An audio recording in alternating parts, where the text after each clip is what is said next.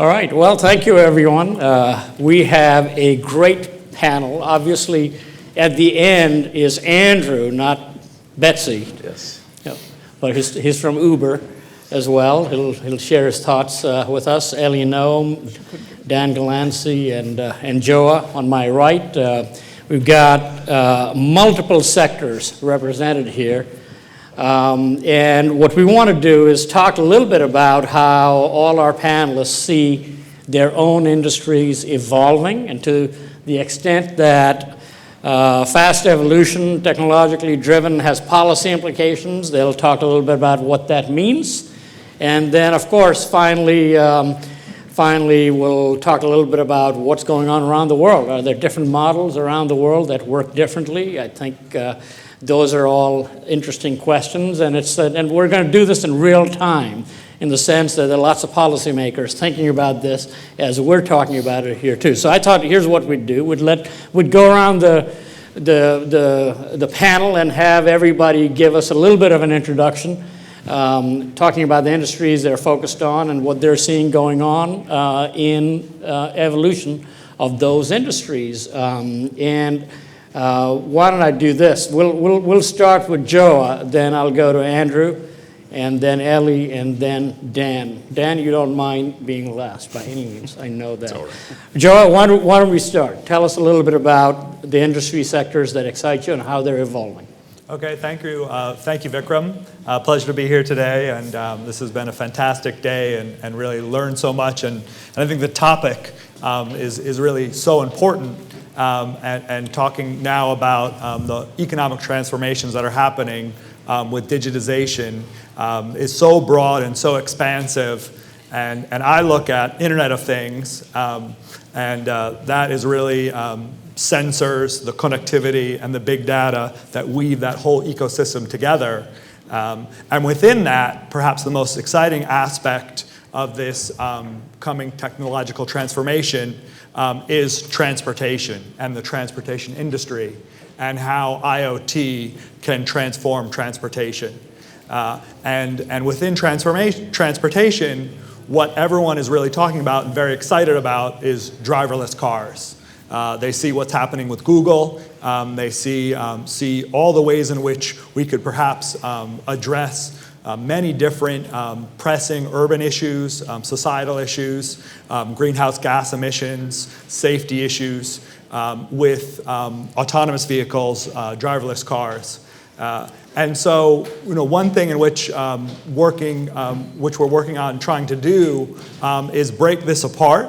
And that's what I enjoy, discussing on this panel today, in terms of, what are the policy aspects internationally, nationally, and at the local level, in terms of how governments are going to need to address this emerging transformation in transportation. So I look forward to discussing that today. Joe, that's great. I know one industry that's looking at this very carefully is the insurance industry, and they're scared. Yes. Because, if driverless cars lead to less accidents, how are you going to get paid as an insurance company? Anyway, Andrew, talking about transformation, there we are. Sure. So, my background is pretty narrowly focused in one sector. I've been in transportation before I was at Uber. My background's in urban planning and transportation planning, and I worked around kind of public transportation projects before that, a little bit around the world. So that's where I come to before I was at Uber. So I think what's interesting is, until quite recently, certainly in the US, there were sort of two poles of urban transportation. There was this mass transit that was essentially entirely publicly operated, and then you had private transport, driving your own car, which was by far the dominant mode that was entirely private, essentially on the operations side. And what's been happening in the last 2 or 3 years, depending how you look at it, is kind of this emergence of everything in between that. So you have the Uber pool, you have models like Bridge and things like Via in New York, where there's just a whole different model of both shared transportation that is mostly privately operated, that is kind of filling in this large gap in between the two poles that existed before. So I think the question of how do you think about that as a policymaker, how do you regulate that, is an interesting thing that's sort of new, and I think is moving quickly enough that it's tough to catch up. But I think what's exciting, what's enduring about urban transportation is that the problems that people are thinking about are not new. Right? The tools may be new, but the problems are old.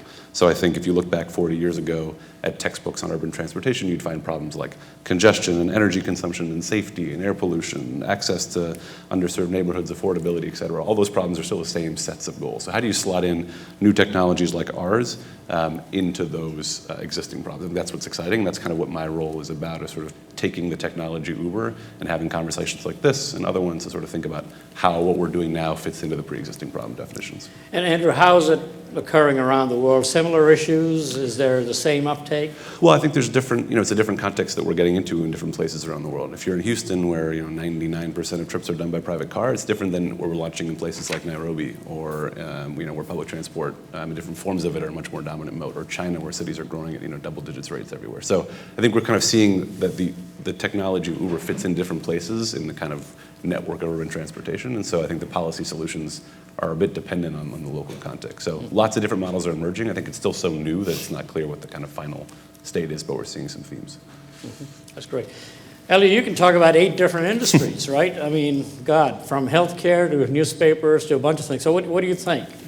Tell us about a couple of them at least. How about that? Okay, the communications is of greatest interest to me, and there's things happening all the time. Like 5 minutes ago, the merger of Time Warner Cable and Charter was approved, and so I mean, every moment there's something happening, which is one of the characteristics of all industries. Things are, the change is happening and is accelerating. Moore's law is kind of a trickle-down Moore's law into virtually every aspect of society, with the problem being, on the other hand, that the societal processes of government, et cetera, are kind of slowing down because there's so many cooks in the kitchen, and too many cooks, and the good old smoke-filled room isn't there anymore.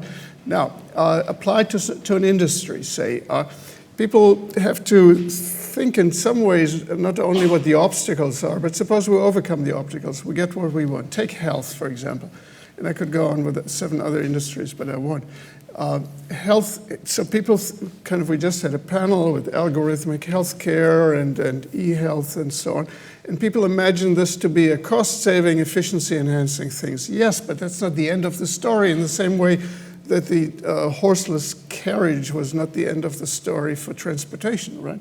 So what we're going to have is clearly a technology-based, long-distance-based health delivery system, to a good extent online, at least in the diagnostic and in the back office side. There's no particular reason to think of it anymore as these national, regional, small type operations. It'll be global. It will be mixed governmental as well as non-profit and for-profit. In the insurance and the financing and the diagnostics, in everything. The scales are enormous. The notion that somehow you will save money is totally illusionary, because the unit cost comes down, but people will consume much more of it. And therefore, it will actually be a big market, certainly on middle-class people around the world, and who will supply this to some extent commercially oriented companies from rich countries, but also from countries with some medical talent, like Costa Rica, Israel, but Cuba, for example, too, could be global providers of such medical services, transforming the entire medical system in a kind of a very major way.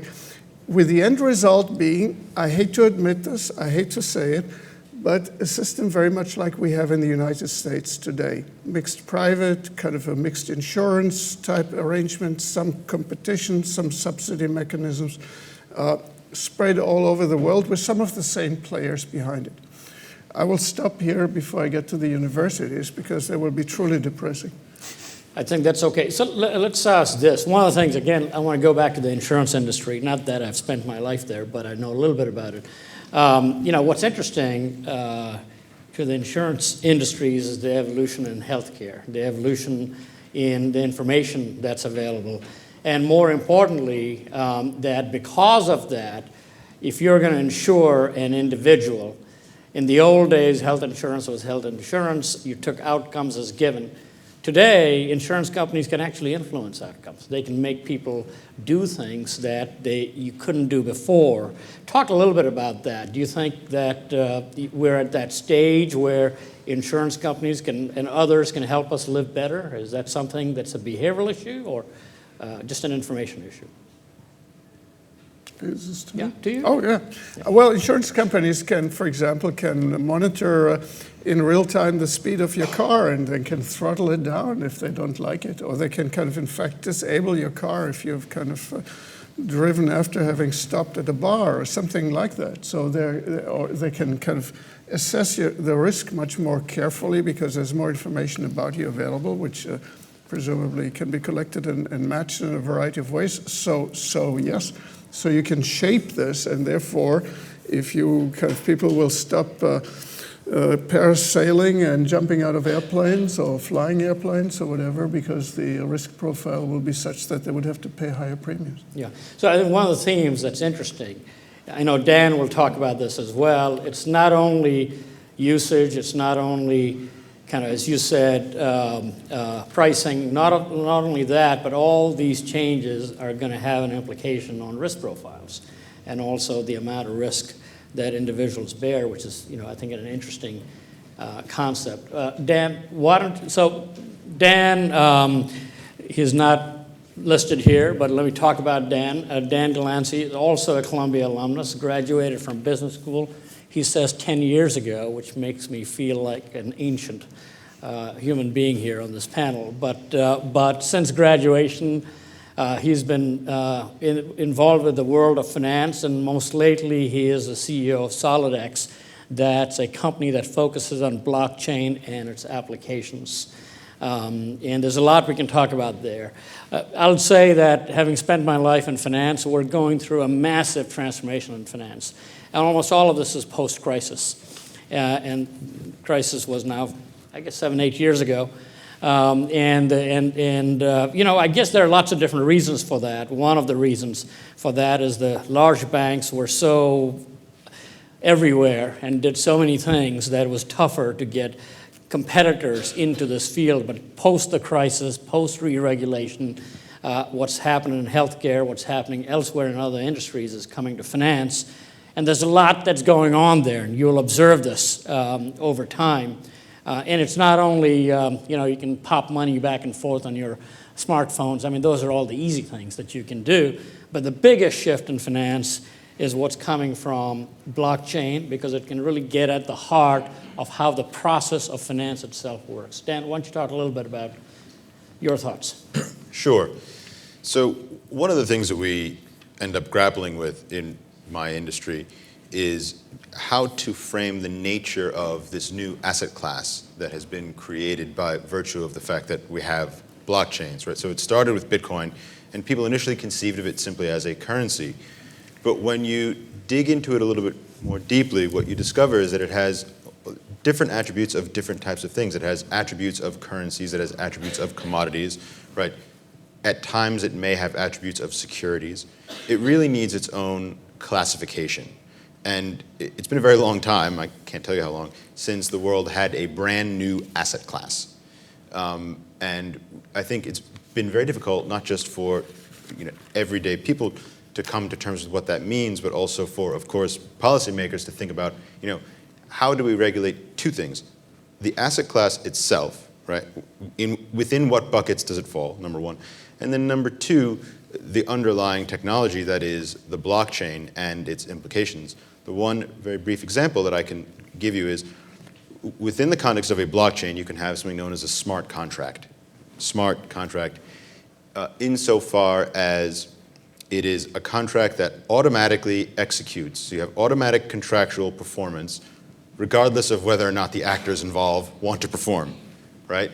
This opens up a quagmire in terms of what the legal implications are. Maybe there was a reason why the parties to that contract didn't want to perform one or the other, right?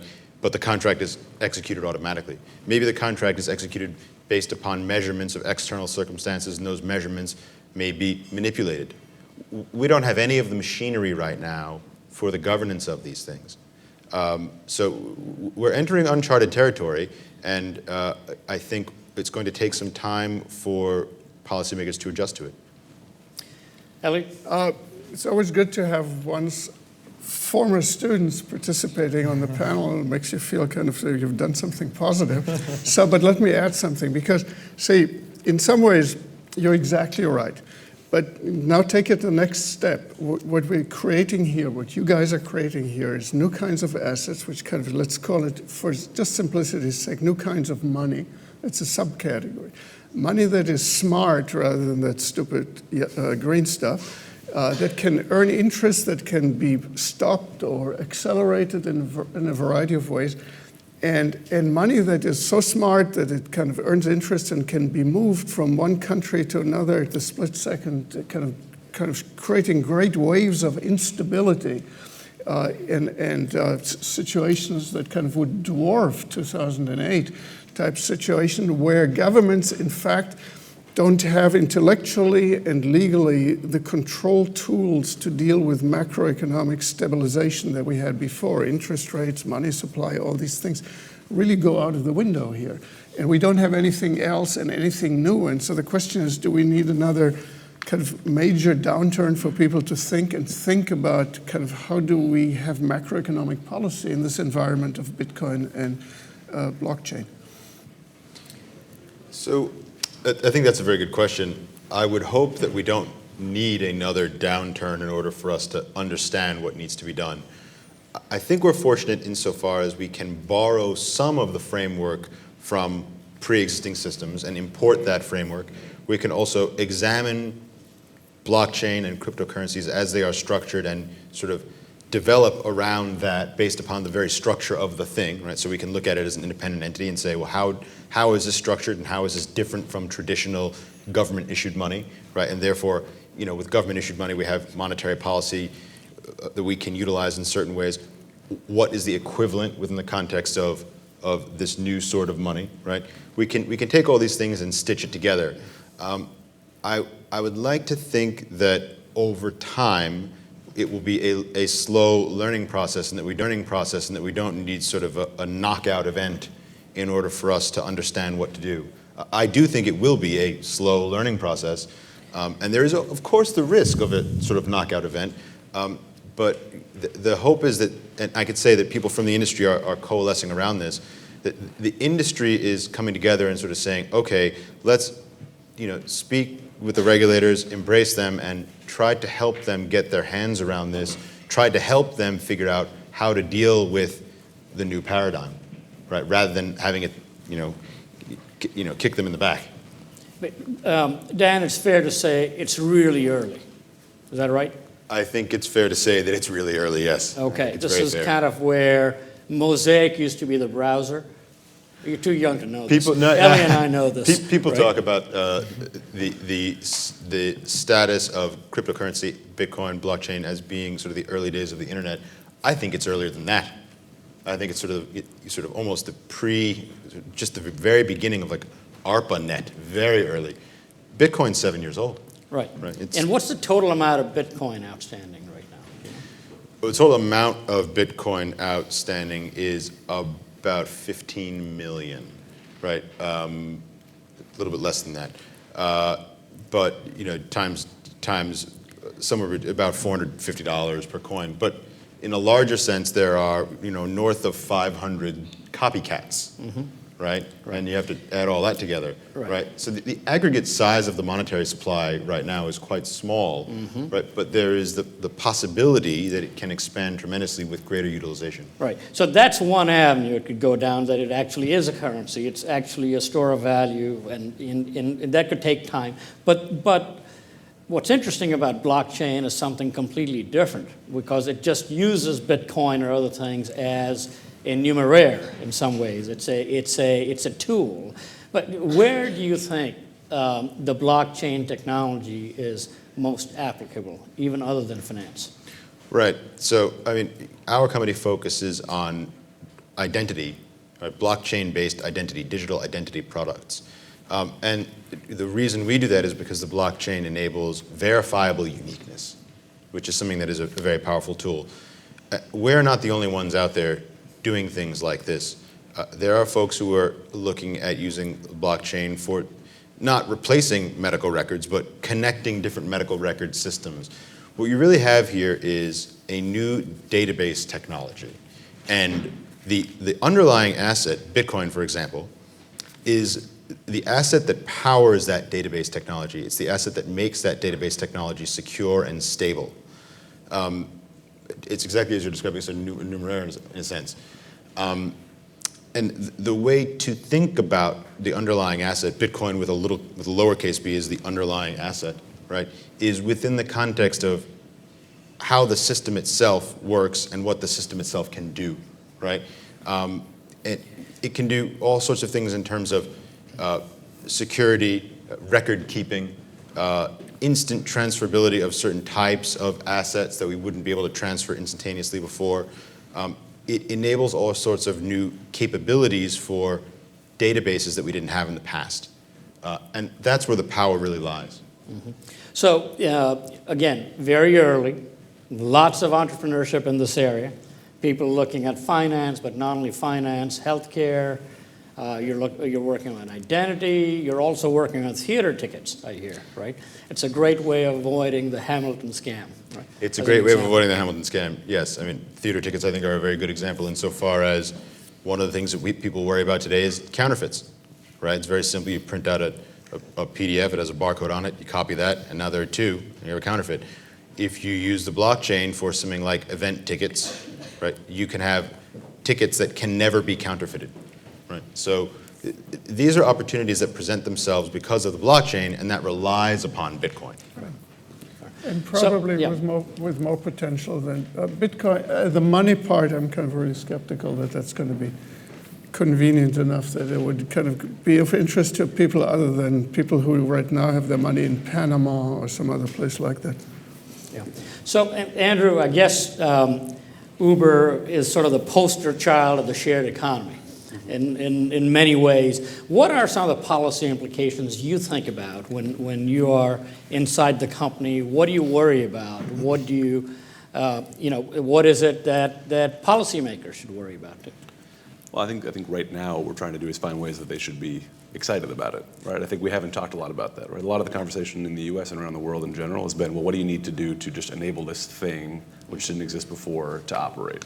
I think over the last 6 months, we started to have more substantive conversations with policymakers about, well, what are the outcomes that you previously have been looking for, and can we play a part in making those possible? Mm-hmm. So simple things. I was in Boston last week, and there's 101 cities and towns famously in the Boston metro area, each one of which typically had their own taxi regulations. Right? Yep. So if you had a cab in Cambridge and went to Boston, it couldn't pick somebody up going back. Mm-hmm.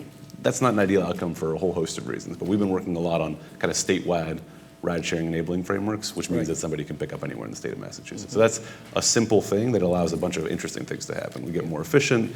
In the city, obviously, there's not as much deadheading to go back. We've opened up markets in western Massachusetts. We have places like Amherst, which is less than 50,000 people. It has great response times. So there's alternatives to driving, which weren't there before. So we're trying to talk more concretely about the benefits of opening the market up to actors like us and what that can do for policy goals that have been around for a very long time. Mm-hmm. But one of the things you are doing is changing the definition of labor, right? And there are all kinds of wonderful attributes and not so good attributes surrounding that as well. And are you sensing a lot of the backlash is related to that labor contract, or what is driving the reluctance?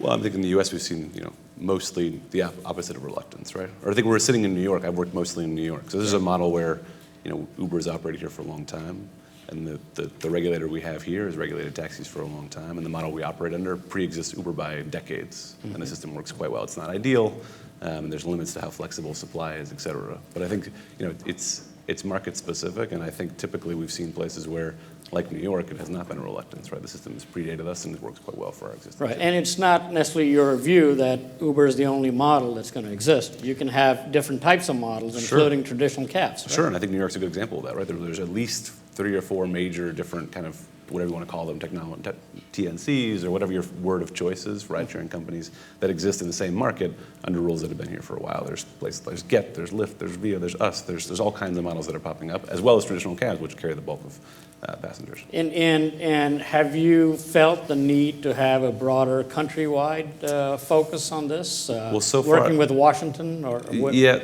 mostly at the state level, and I think the state level benefits have been quite clear. I just talked about Boston, where that's been a huge benefit. So I think that's the model. I forget the number now; it changes regularly, but there are a great number of states that have passed enabling legislation that allow us to operate statewide. So that's the model that's been pursued over the last couple of years, and that's gaining steam across the U.S. Ellie? I think beyond the Uber issue and the drivers and the licensing and so on, I think the bigger question, and I think that was implied in your question about the labor type model, is that that Uber is part of the transition of an economy possibly into a 1099 type economy from a W-2 type economy. Right. And which everybody's an independent contractor and operates, and the benefits and the retirement and all these kind of additional issues are just not provided for anymore. And so the question is, as a society, how do we make arrangements that will deal with this? Now, in the theater and film industry, you are an independent contractor most of the time, but you do have retirement benefits and health insurance and so on. But for most industries, we don't have that arrangement, and so we have to start thinking how to do that. That's essentially that's why you had the theater unions, and there are different ways of getting around it. But is that going to happen, Ellie, you think, on its own, or does that require policy intervention? I think, in fact, there would be a resurgence of these kind of freelancer unions in a significant way, unless the companies themselves, they're not your employees, I know, but kind of would support alternative social arrangement that would reduce the societal risk, the individual risk in these industries. One of the issues we have with this panel is there are so many great people who know so much about so many industries, it's hard to get it all in. And so we'll do some, and then we'll come to you for questions as well. But Joah talked a little bit about Internet of Things. I mean, this is a big shift where you are essentially trying to use real-time information to affect lives of machines, but also lives of individuals. Right? How do you see that evolving, and how do you see some of the industries changing as a result of it? Yeah, I think that overall it is a technology transformation. So our iPhone came out in 2007. Everyone uses it. It's just a fact of life. And the more sensors that we can put into things, and the more that we can collect that data, that digitization is happening across all sorts of sectors. And I think just building on Dan's point, I think actually we can kind of tie this panel in together in some respects, because his point on needing its own classification is really true. It's the same with autonomous vehicles, the same with areas in terms of healthcare, definitely in terms of what's happening in urban transportation. And I kind of actually like Andrew's point on people are excited about this, right? I mean, we appreciate these better services, these opportunities, ability to share information, collect information, and inherently, and another thing I heard too is from Eli is it creates instability, right? You have these new things happening, right? They need their own classification. And it creates instability. And I actually don't know if we should look to the past in terms of guidelines for how to deal with these new transformations. Whether it's for Uber or whether it's for Google or whether it's for cryptocurrency and blockchain. And I think that what we're seeing, and that's why this conference is so important, is that we need to collaborate together to develop a roadmap. For recognizing how we can have a path forward as this transforms all of our lives. And so that's what I'm really excited to be a part of. Do we know enough about how that transformation is going to happen to have policy perspectives or policymakers all over? Do we need to learn more? Yeah, I mean, I think the learning process is absolutely important. And I think that's what's so interesting about the different strategies. For Uber, it's ground up. right? I mean, the natural thing would be, well, let's go to the UN, we'll get an international declaration, but it doesn't fit their business model. Urban transportation is very much governed locally, and you need to get buy-in at the state level. And they have a great balance sheet, so they can do that. And so that bottom up is important. But generally, it's outreach and education. And so throughout any sector, there's outreach and education. That's why the universities are so important in this process, sharing information, learning from each other, and then finding commonalities. And we hope that the best commonalities become those policy planks that get enacted by our politicians. Mm-hmm. And what, sorry, go ahead, Andy. No, just on the classification point, I like your idea of like, if you're a policymaker and you see a van driving down the street, picking up strangers who are sharing a ride with no subsidy that's privately operated through a smartphone, like what is that? Right? It's not the bus that I knew 5 years ago. It's not somebody driving their own car. It's something else. How do I think about it? Does it need subsidies? Should it be subsidized? Like, should it operate? What are the rules for it? So I think that's what people are going through. It's like, what is this thing? And transportation, where I come from, there's been this very clear like modal divide of like, this is how you get around by car and by public transport, and that's it, and we have a million models about it. And now there's this other thing that's like essentially a new mode of transportation that doesn't fit the pre-existing model. So how do you regulate that? How do you think about it? And you therefore work with policymakers to educate them. Talk about that public-private partnership. Yeah, I mean, Uber's only 5 years old. Somebody mentioned Bitcoin being 7 years old. The shared ride products are less than 2 years old. And in many markets, they're 6 months old. So it's not like we've been around long enough to know what the long-term consequences of all these things are, but they're like very positive indications for what's happening. But again, it doesn't fit nicely into a category that existed before. Mm-hmm. And Joah, what are some of the policy issues that one should be aware of in the Internet of Things? I mean, they're myriad, and we're covering a lot of them today overall in the conference. It goes from the basics of cybersecurity, privacy, confidentiality, who owns the data, how it can be regulated. And so I think that if we take it to one area that I'm focused on with autonomous vehicles, that's an area where just a couple weeks ago there was a need for real international collaboration, and that was with the announced Declaration of Amsterdam. Mm-hmm. So this is all 28 EU transportation ministers coming together to agree on a roadmap for how to move forward, because if something works in Belgium and doesn't work in Spain, that doesn't really make any sense. And so when you're talking about safety on the roadways, you need to have the technology harmonization plus the policy harmonization, and that's an example where we take one specific sector and we use that as a model, and perhaps that might be something that we could apply to urban transportation or currency or healthcare or other areas. And so it's exciting to see that happening, and I think that we need to do that here in the U.S. And those types of roadmaps allow us to move this forward. Mm-hmm. So let's suppose it's GE or somebody, and I have all GE appliances at home, and they gather all the data. Does that data belong to me as an individual? Right. Is it? No, I'm not a lawyer, and so I don't know. And I think that when you go to that level of minutia, it's very hard. It's a very hard question, and so I would be agnostic on it, and I would more think about what does the customer want. Right. I mean, and so if I'm GE, that's the number one thing is that I want to differentiate myself, sell more products. And I need to listen to the customer, and then can we have thoughtful rules and regulations by government? Mm-hmm. I hope so. Mm-hmm. And does the customer then have the right to take that information and give it to, pick another appliance maker, I don't know, just to say, hey, here's what this is. Is that, or does GE have monopoly on that data?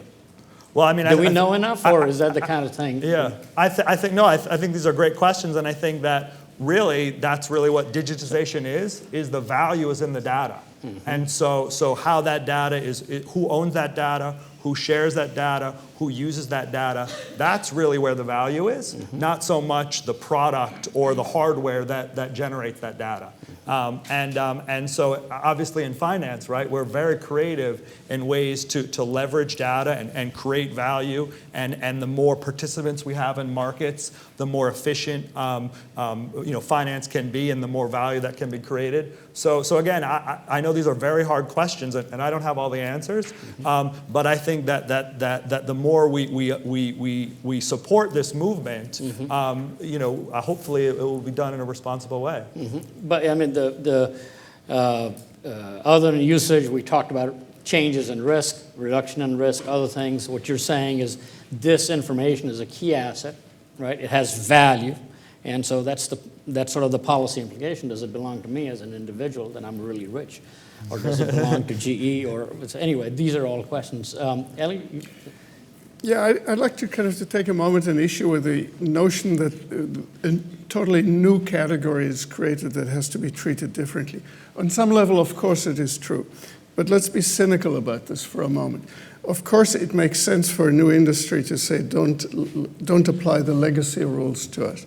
The principled way, of course, would be to say, reduce the regulatory burden on everybody, but that's not usually what you hear. Usually you hear kind of, in fact, the business model is often predicated on the differential treatment and regulation.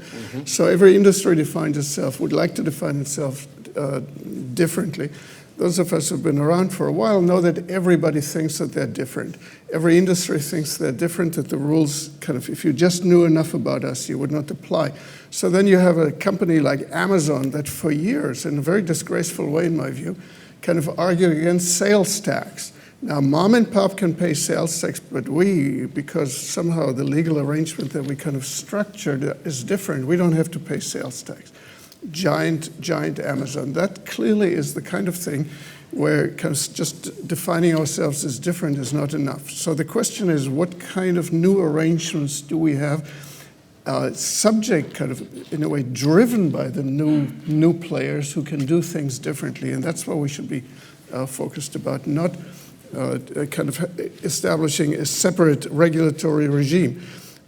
Take net neutrality. Here, in fact, the internet industries were kind of, in fact, pushing the legacy industries, the ISPs, back into an old public utility type model instead of kind of pulling them up into a deregulated model.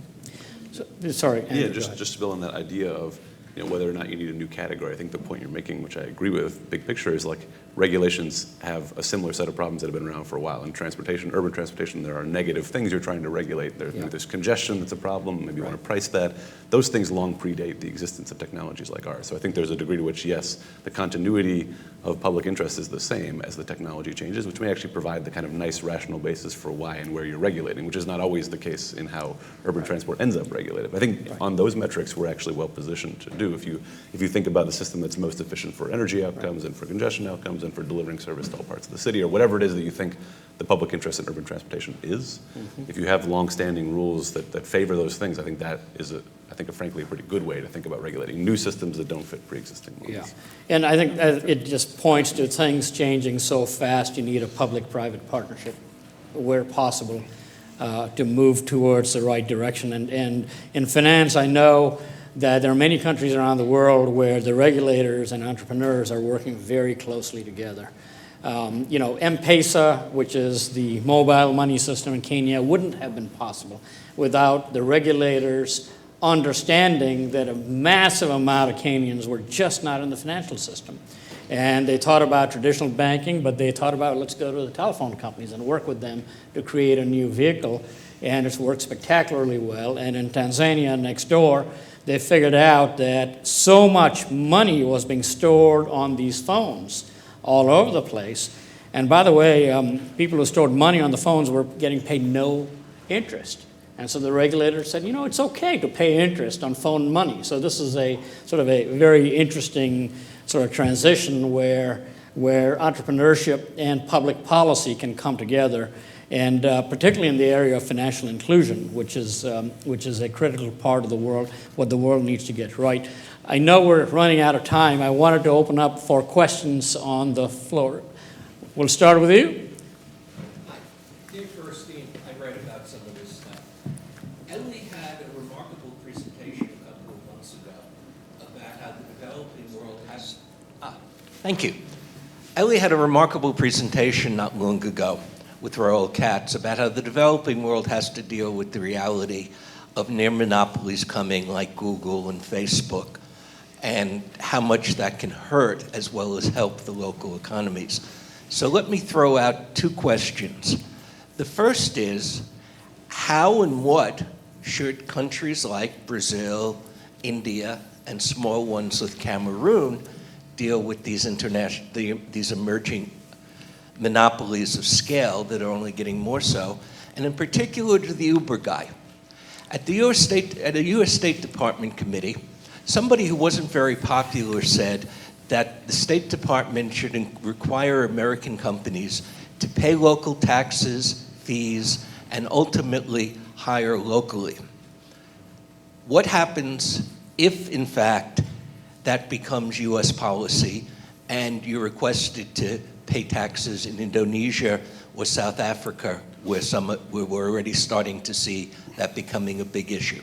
Mm-hmm. Before I go there, Ellie, is every industry prone to this sort of monopoly concept, information-based? I know it's not in finance. I can guarantee you finance is not a winner-take-all business. As a matter of fact, it'll remain fragmented. That's just the nature of the industry. No, just certain aspects of it. For example, in the case of Uber, the kind of the platform organization, the driving on the road is not. That has kind of a limited scale, but the platform has kind of enormous scale. You can just take it from here and take it to Guatemala and it'll work. So then I would have thought Uber's not necessarily a winner-take-all business either, right? Well, I mean, today we're very small, right? Yep. If you look at anywhere in a U.S. city, we're less than 1% of the total trips that are happening in any given market. But to answer the question, I mean, I don't know about the international structure of the company, but I know that we pay the local taxes that are relevant in the markets that we're in. So in New York, we pay 8.8% sales tax, which is exempt for yellow taxis. So to the extent that there are local regulations around the world, and there are many that have different models of how they tax trips in those markets, we pay those. As for local hiring, of course, we have both local Uber teams, of which I was one in New York, all around the world, and then there are drivers who are on the platform in all the markets that we're around, whether it's New York, whether it's China, whether it's Johannesburg or Beirut. So, and let's say something positive here. The fact that this transitions taxi rides from a cash economy where the taxes are very murky to a record-based transaction where the taxes are much easier to enforce is a major advantage for these countries. Mm-hmm. But did you just say you're substantially paying taxes around the world, including in the developing world? That was implied in what you said. But yeah, so I mean, New York, there's local sales tax. I'm not asking New York. We're in the School of International Affairs right now. Yeah. And the issues are not here in the U.S. We're a rich country. And we're not extracting funds, as so many internet companies, not particularly yours, have been doing throughout Africa and Latin America. So I don't know enough about the local policies in every single country. Well, having run a multinational corporation, you cannot not pay local taxes. Right. You have to do that. Google doesn't. Apple doesn't, by and large, 90% less. Right. We should talk to them. Anybody else? Questions? That's right behind you. I have a question on the IoT discussion earlier. So there's a discussion about who owns the data. It seems like the hackers own the data right now.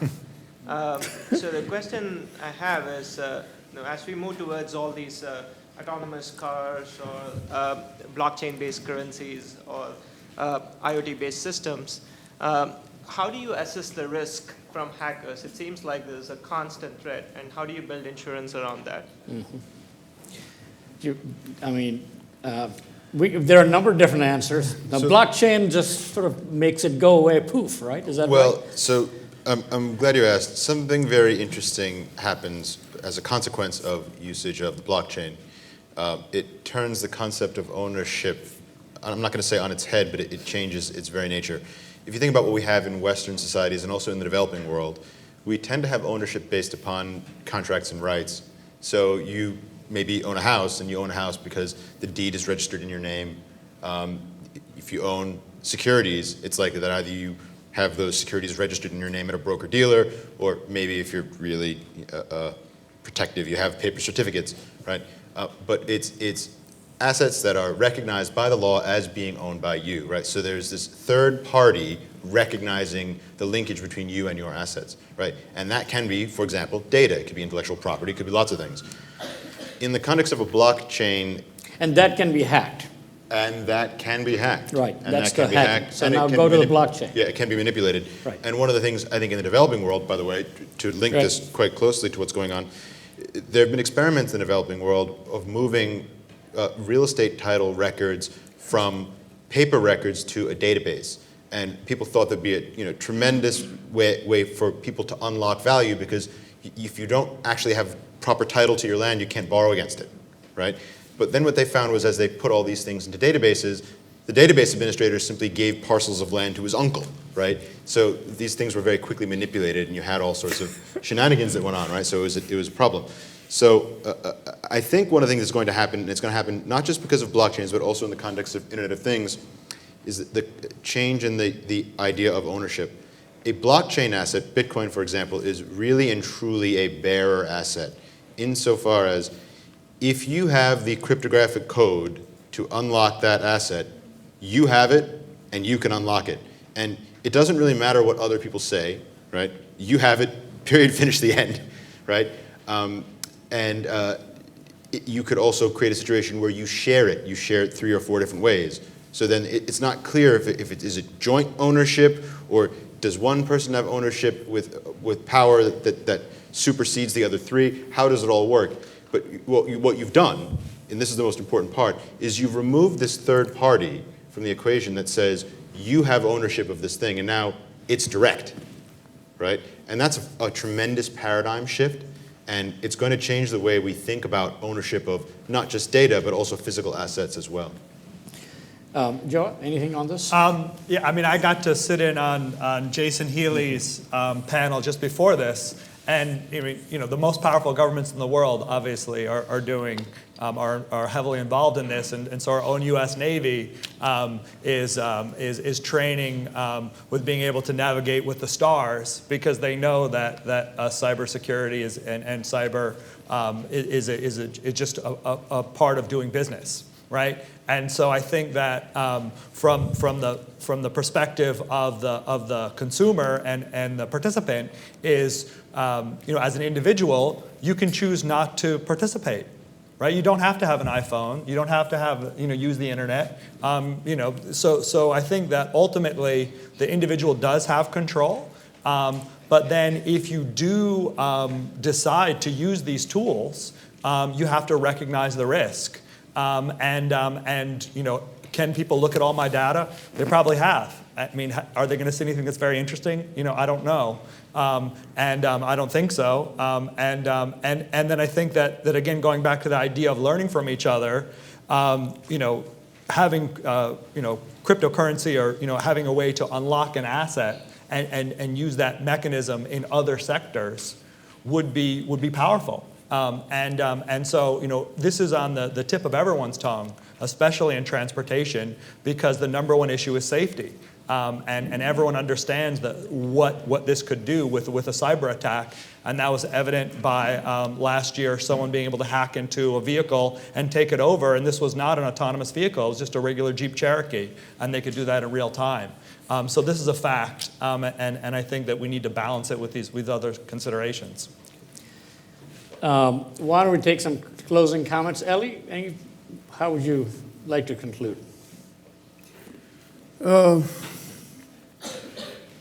We're experiencing some general trends of technology that are moving us to tremendous change. They're affecting the economies of fixed costs and marginal costs. The network effects and the platform effects are increasing, and that kind of sweeps into virtually every industry.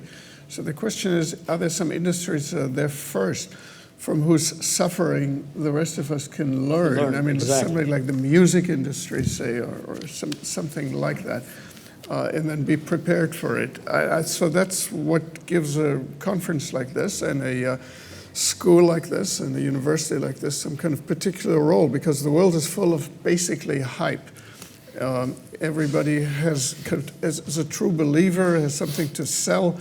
We are one of the few at this university environment who can actually step backwards and say not so fast, or you're underestimating the kind of impact of all of this is going to have.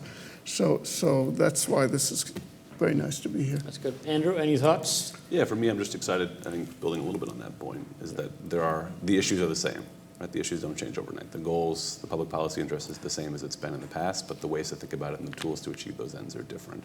So I think there's a lot of role for us working with public agencies who've been staring at these problems for quite a while to sort of help find solutions collaboratively. So I'm excited about the next 6 months to a year in Uberland, where I think we're sitting side by side with a lot more public actors, transit agencies, state DOTs, et cetera, to kind of think about these problems that have been around for decades. Good. We'll be watching very carefully.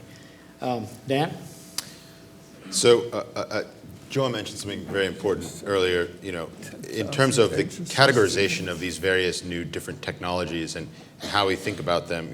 Of course, we tend to look to the past, right? We look at categories that already exist, and there are good reasons for that and good reasons to design policy around that. I think what we're going to discover is that we need not just to look to the past, but also to look to the facts, right? Because some of the facts of the status of the past simply don't apply to these new technologies, right? One of the things that I mentioned earlier was ownership. It's a very different set of concepts.